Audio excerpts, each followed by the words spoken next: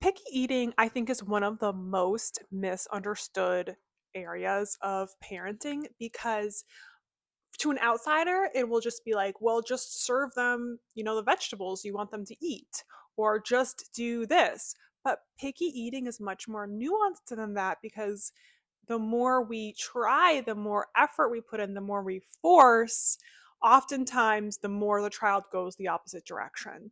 In a lot of cases, children, even very young children, understand that this is something that they can control, right? We can't really force a child to eat something. So this is something that they can control and they will hold on to this control for as long as possible.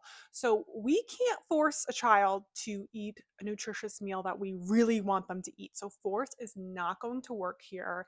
And that's why I really feel for parents who are struggling with this and who have tried all these different approaches and who are getting a lot of judgment from others because if it was that simple, the child would be eating, a variety of foods by now, but it's not. There's a lot to it. So we're breaking it down in this episode. Okay, so we're going to start with the younger ones, the 1 and 2-year-olds for picky eating. Now, ideally, if we can start this whole concept of mealtime right when they turn 6 months, right when they're starting solids, that is the best. And if your child's a little older, don't worry. It's not that like all hope is lost. We're going to get there. There's plenty of techniques to use, but I'm just starting with like if we have a fresh slate, let's say we're starting with a young toddler or baby, this is what I would do to set up things to prevent picky eating. So, first of all, is the child does not get a special kid meal, okay? The child is getting whatever the family is having for dinner. This is so effective for a lot of kids, not all, but a lot of kids at preventing picky eating because they don't know any other way. They don't know, like, oh, I should be getting a special kids meal. No, all they know is this is what we're having for dinner and everyone else is eating it and I'm eating it too.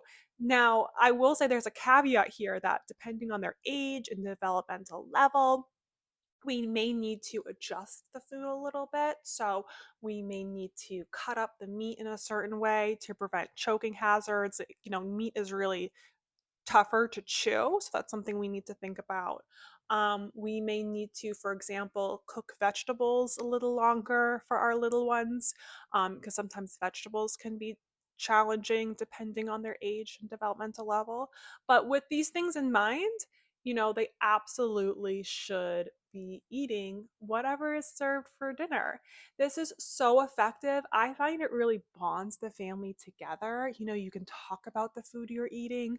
Mealtime is so important and it's so much more than just the food. It's such an important bonding experience. There's so much research to show this.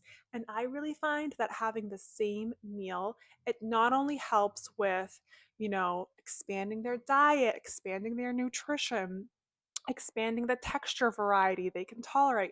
But it also allows for this really wonderful bonding opportunity every single day where you're talking about the food. You're like, oh, this is mushy. This is soft. This is, whatever. Things like that. And you're saying, this is yummy. I like this. Or this is mushy, these mashed potatoes. We can do this from a very young age, and it's like you're eating the same thing, they're eating the same thing, they're looking at you, they're engaging with you. It's beautiful. So if you can start from there, that is the best setup possible.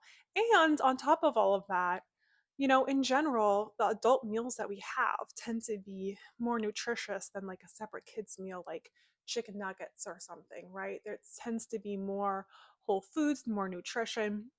So if that's how we can set it up, that's the ideal setup to prevent picky eating. Again, for a lot of kids, not every single child. Okay, so let's say your child is older and you've been dealing with picky eating for years. This is something we want to talk about because there's still so much you can do.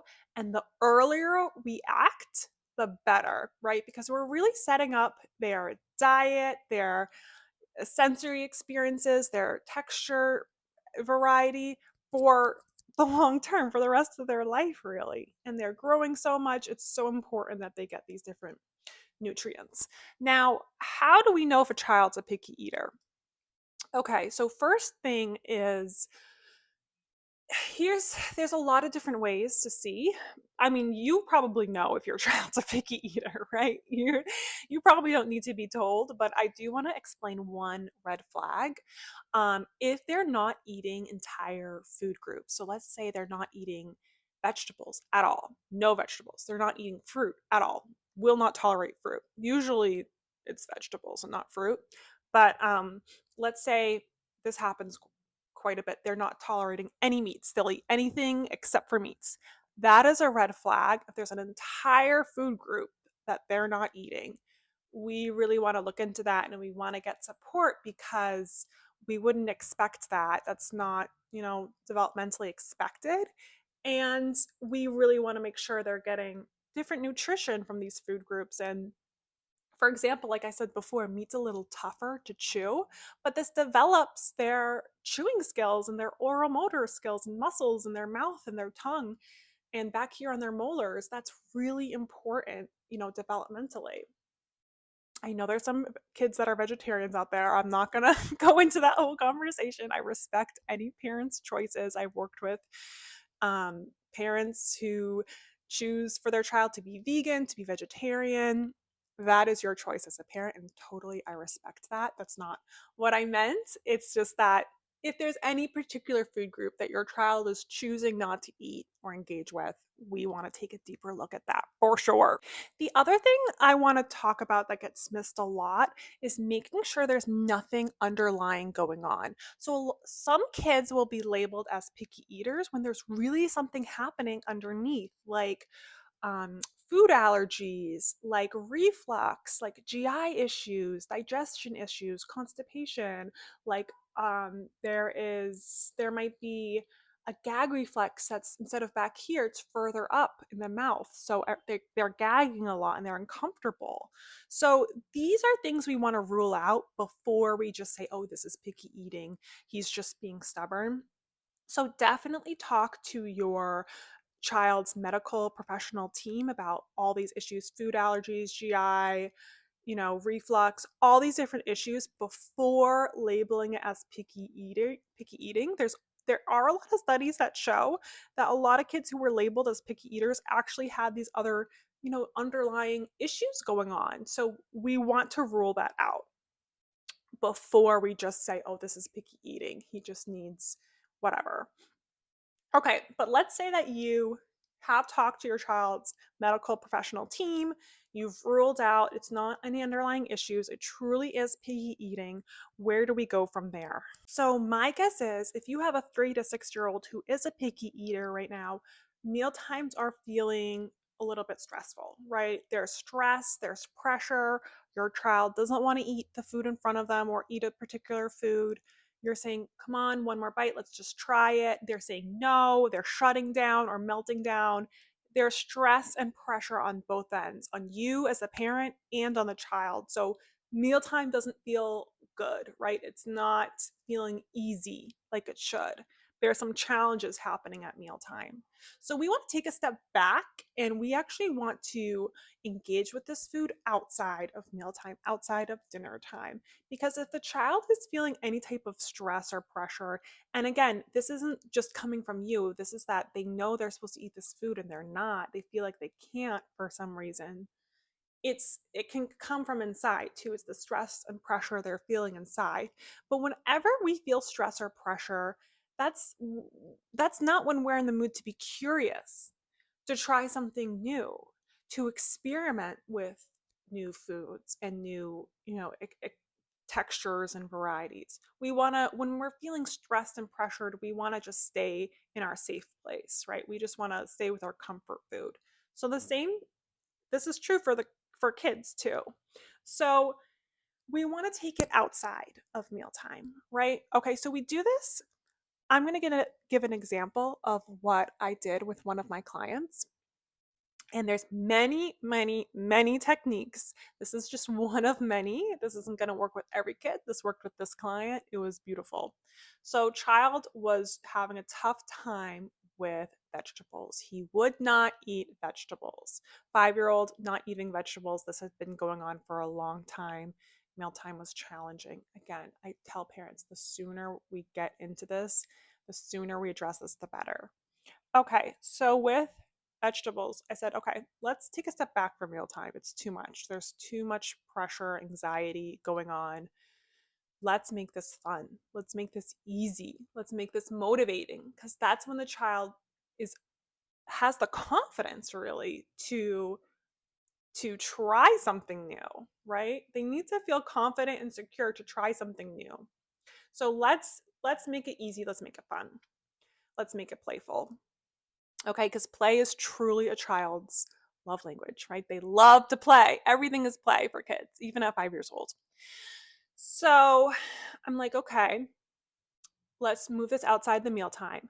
We're going to take green beans, something vegetable he was not eating, and we are just going to play with green beans. In fact, we're going to paint with the green beans. So this is in the afternoon. It's not near dinner time. It's at like an arts and crafts table. It's not at the meal table. And mom and dad got some paint, got the green beans, and started paint, like explained to him what we were doing before, and said, this is playtime, this is art time, this is for fun. We're just gonna play. And they did, and they made some beautiful pictures using the green beans as their little paintbrush. He's holding the green beans, he's painting with the green beans. Mom and dad said he was squishing it and some peas popped out, and then they played a little like popping game with the peas, and he's looking at it, he's squishing them between his fingers, and normally he wouldn't even touch the green beans. Okay, now I can already hear the pushback that I always get when I introduce this approach. A, parents say, we don't play with food in our house. B, isn't that a waste of food? And I totally hear that. I used to think that same line of logic when I first was introduced to these strategies. But here's the thing. Number one, your child will not learn to play with their food because it's outside of mealtime. It's during a very structured playtime. You're explaining, you're setting expectations. You're saying this is for an art, like a painting activity.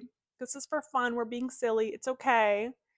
B, I would say it's not a waste of food or resources if this is going to start your child down the road that changes their whole diet, their whole nutrition, their whole experience at mealtime with you for the rest of their lives. I would say it's a handful of green beans to use that is a great use of resources. So that's how I kind of explain those areas. And here's the thing, the child's not going to try the green beans that first time. That's not the point. The point is that he's touching and interacting with the food in a really fun way. And then from there, this is like the first time he's actually having fun with this texture and this food. He's sniffing it, he's popping them out, he's exploring, he's curious.